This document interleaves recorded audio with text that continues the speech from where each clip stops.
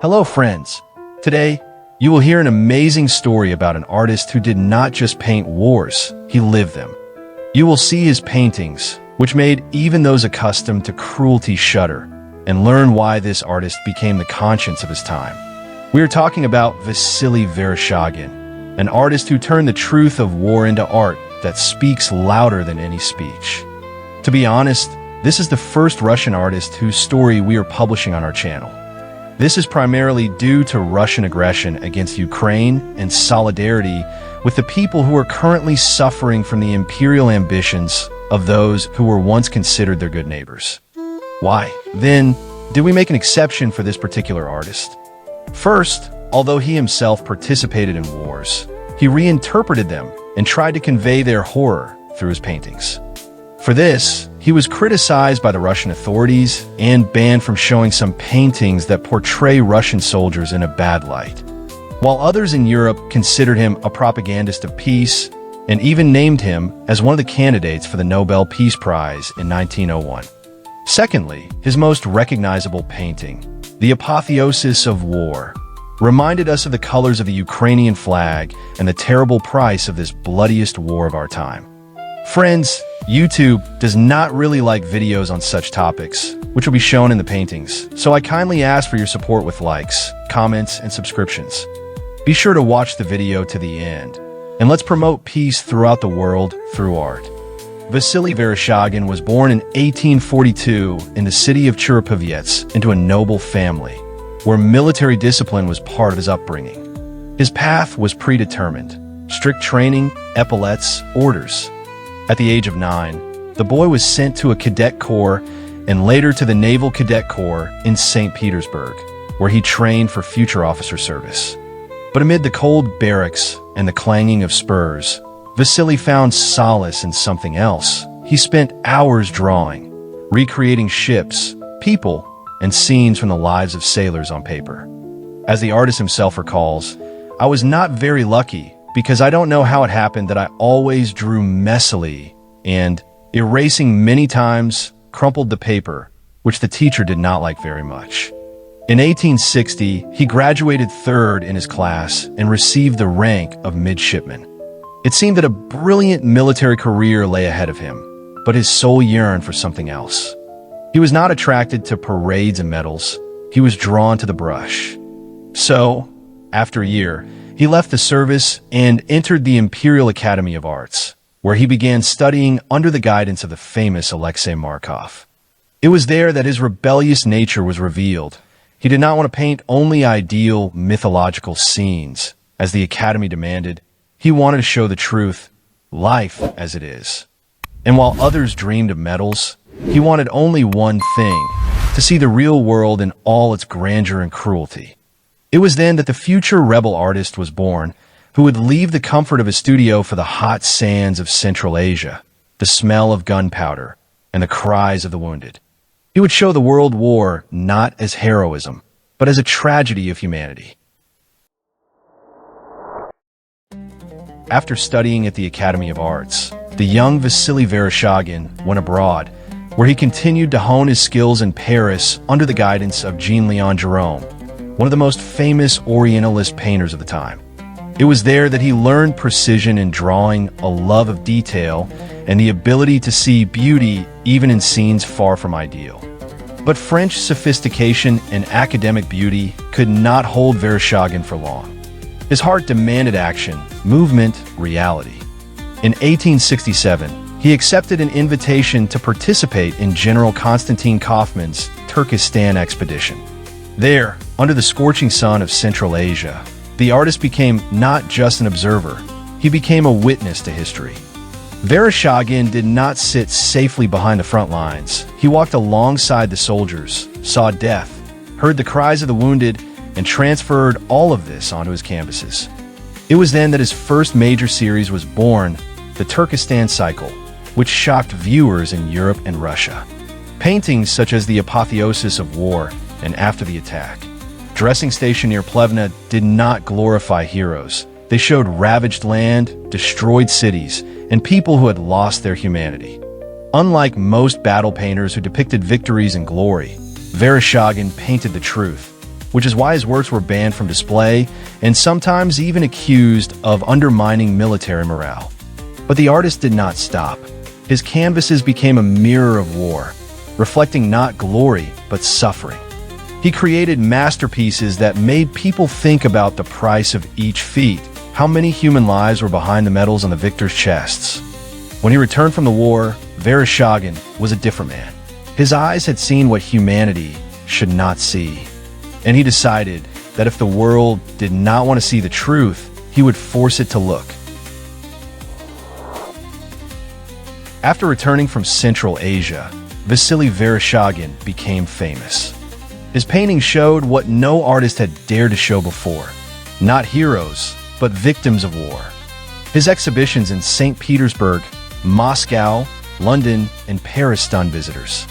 People left the halls in tears or in silence because Vereshchagin forced them to look the truth in the eye. One of the most famous works of this period was the painting The Apotheosis of War, now preserved in the State Tretyakov Gallery in Moscow. It depicts a mountain of human skulls in the middle of a devastated steppe. The artist himself wrote a dedication on the frame, dedicated to all great conquerors, past, present, and future. This inscription strikes at the heart of imperial pathos. Vereshchagin acts not as a singer of glory, but as an accuser of human cruelty. The painting caused a storm. It was banned from exhibition, and some officers considered it an insult to the honor of the Russian soldier. But thousands of viewers came to see it. For the first time, art became not a decoration, but the conscience of the era. No less eloquent is the work after the attack. Dressing Station Near Plevna, now kept in the Russian Museum. It depicts not a celebration of victory, but exhausted, wounded soldiers, doctors, the smell of blood and sweat, and the devastation after the battle. Vereshchagin does not embellish the horror. He documents it with the precision of a reporter. His style is almost photographic realism. But behind every brushstroke, there is emotion, protest, a call for humanity. The artist became a kind of eyes of truth in a world where even war seemed a noble cause. Critics accused him of excessive naturalism, the public of anti-patriotism. But that is precisely why his paintings outlived all the political slogans of the time. Because he did not just paint, he asked questions that are still relevant today. Can war be just? And is there victory when humanity perishes? After the shocking success of his anti-war paintings, Vasily Vereshchagin could not stay away from major events. His thirst for truth and search for the meaning of life led him on long journeys that lasted almost his entire life. The artist traveled through India, Palestine, Syria, Japan, the Philippines, and even the United States, and everywhere he went, he was not just a traveler, but an explorer of humanity. In the 1870s, he spent a lot of time in India and South Asia, working on the Indian series, a series of paintings and sketches in which he combined artistic skill with meticulous ethnographic sketches. His Indian works, the Mausoleum of Taj Mahal and others, show not theatrical exoticism, but careful documentation of architecture, clothing, rituals, and the daily life of people. These canvases broadened his subject matter, from the battlefield to the everyday life and religious life of other cultures, reflected with respect and a critical eye. His Indian works aroused interest in Europe. Viewers saw not merely illustrative sketches, but paintings that raised questions about the contact between civilizations, the consequences of colonialism, and human dignity. Vereshchagin shows not exoticism, but the spirituality, tranquility, and philosophy of the East. His paintings are not tourist sketches, but the view of a person trying to understand another world. His travels are not an escape from reality, but its continuation. In each country, he saw not so much the differences as the similarities, suffering, the desire for peace, the beauty of ordinary life. His artistic palette broadened. Instead of bloody battlefields, there were peaceful sunrises over the Indian Ocean. Instead of anger, there was meditative silence. During these years, Vereshchagin became a kind of messenger between civilizations, an artist without borders. His exhibitions in Europe attracted crowds, not only because he showed the unknown East, but because through the exotic, the viewer recognized his own soul. But despite his success, Vereshchagin never ceased to be himself, honest, straightforward, uncompromising. And the more he was glorified, the deeper he felt the burden of truth that he carried to the world. The sensational subjects of his paintings and their didactic purpose, namely to promote peace by depicting the horrors of war, attracted a large part of the public who were not usually interested in art to a series of exhibitions of his paintings in Paris in 1881 and later in London, Berlin, Dresden, Vienna, and other cities. By the end of the 19th century, Vasily Vereshchagin was already a world-famous artist. His exhibitions were held in London, Paris, Berlin, and New York, and his paintings were bought by collectors from all over the world. But despite his recognition, he remained a man for whom art was not decoration, but a testimony to the truth. During the Russo-Japanese War of 1904, Vereshchagin once again could not remain on the sidelines. He was already over 60, but he decided to go to the front himself, not as a soldier, but as an observer and artist. He wanted to create a new series, Pictures of the War in the Far East. For him, it was not a heroic impulse, but his last duty to humanity. On March 31st, 1904, the artist was aboard the battleship Petropavlovsk near Port Arthur when the ship struck a Japanese mine. Together with Admiral Stepan Makarov, Vereshchagin died instantly. His body was never found. But even in this tragic death, there is symbolism. He died where he lived, on the border between truth and death, at the very epicenter of what he tried to stop with his brush. After his death, Vereshchagin's exhibitions continued to travel the world. His works are kept in the State Tretiakov Gallery, the Russian Museum, the Metropolitan Museum of Art in New York, the Victoria and Albert Museum in London, and dozens of other collections.